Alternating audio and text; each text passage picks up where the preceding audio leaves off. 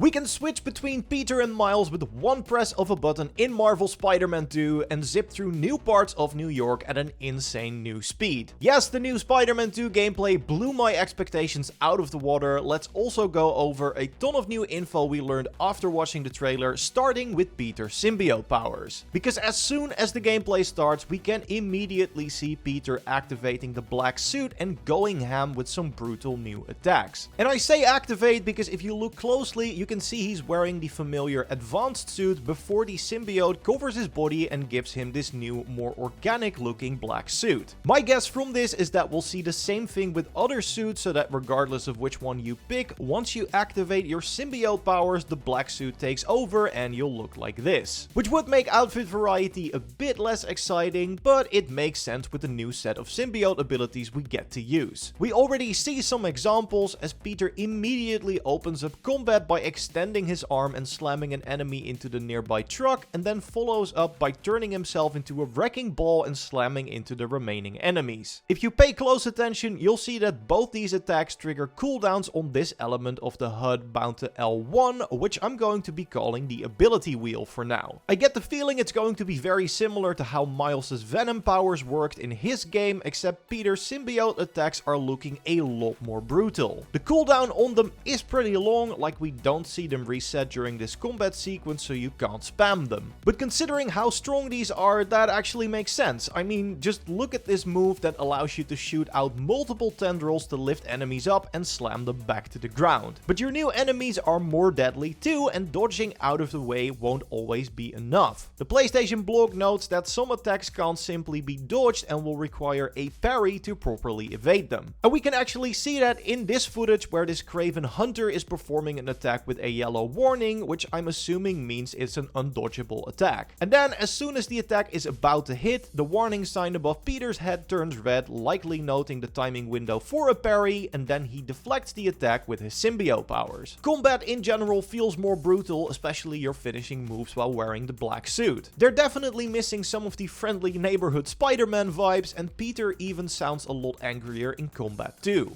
He's gonna wish he never came to New York. He's also very blunt in his conversations with Miles, and he even drops off a civilian he just saved like he doesn't care about them. Yeah, needless to say, I am a bit worried about our OG Spider-Man. Using the symbiote is clearly taking its toll on him, and with the way things are going in this trailer, I can see a potential conflict between him and Miles in the future. And speaking of Miles, we also saw a pretty seamless switch between the two playable characters in the gameplay as well. You'll seamlessly switch between both Spider-Man across a variety of story moments in Marvel Spider-Man 2. Nothing in the blog post on how it's going to work outside of story missions, unfortunately, so we'll have to wait and see about that. And while Miles, like Peter, has some new combat tricks up his sleeve, we also get to see some really cool new traversal mechanics that are going to take web swinging to a new level. We start off with a super slingshot where Miles cannonballs himself across the New York skyline at a very high speed. But that's not the only new traversal mechanic we get, as shortly after, Miles spreads his arms to reveal a completely new mode of traversal, the web wings. These let you glide quite a distance, so you don't have to worry about your momentum like you do while web swinging, and you can even make use of wind tunnels between the skylines to move even faster. All of this is of course possible thanks to the game being a PS5 exclusive and making full use of the power of its SSD. So some huge upgrades that will help you get around the city much quicker, which are very welcome considering the map is going to be a lot bigger too. In the first game and Miles Morales, we were only able to visit Manhattan, but the new gameplay already has a section in Queens, which is actually where Peter lived with Ben and May before he became Spider-Man. Curious if that is going to play a role in the game's story. A different part of the trailer also hints at Brooklyn being part of the game, which coincidentally is where Miles was born. But yeah, in theory, this is a huge expansion of the map if we look at real-world New York for reference. We of course don't know if the entire boroughs will become playable space, but at the very least the new environments look different enough, more open and homey than the skyscrapers of Manhattan. And speaking of differences, did you notice that some of Miles' new Venom attacks have a different color of electricity? Like the teleporting thunderburst or the chain lightning he uses a bit later to take out a large number of enemies. These both have blue lightning now, whereas Miles' Venom attacks usually had a more yellow tint to them. Later in the trailer we see this familiar color return, so there is a difference, with the the blog post also noting them as Miles' newfound blue bioelectric powers. Could be that all the energy he absorbed during the finale of his game changed something, of course. Your theories are more than welcome, but either way, I thought it was curious, so I wanted to note it. Now, so far, I've only talked about the differences between the two Spider-Men, but they actually share a lot too. Each Spider-Man has their own unique set of skills that can be upgraded via all new individual skill trees, but our heroes share technology and train together too, so we also included a shared skill tree that offers parallel upgrades for both. And this is already being reflected in the gameplay somewhat, as both Peter and Miles have access to the web wings, and if we look at the gadget wheel, we can see the same icons for both Spideys as well. I hope that means Peter also gets access to the web line, which lets you create new pathways to sneak across. Perfect for stealth and especially the setup for the new dual takedowns. Now, I've talked about all the new gameplay elements we saw, but there are some pretty major story hints hidden in the trailer as well. Isn't that right, Joyce? Oh, absolutely, Dennis. Besides the new powers of the Spider-Man, we shouldn't forget about the start of the gameplay reveal, where we finally got a proper introduction of Sergei Kravenov, aka Kraven the Hunter. He's voiced by Jim Parry, hope I pronounced that right, who you might know from his role as Boozer in Days Gone, and his voice fits Kraven's character completely in my opinion.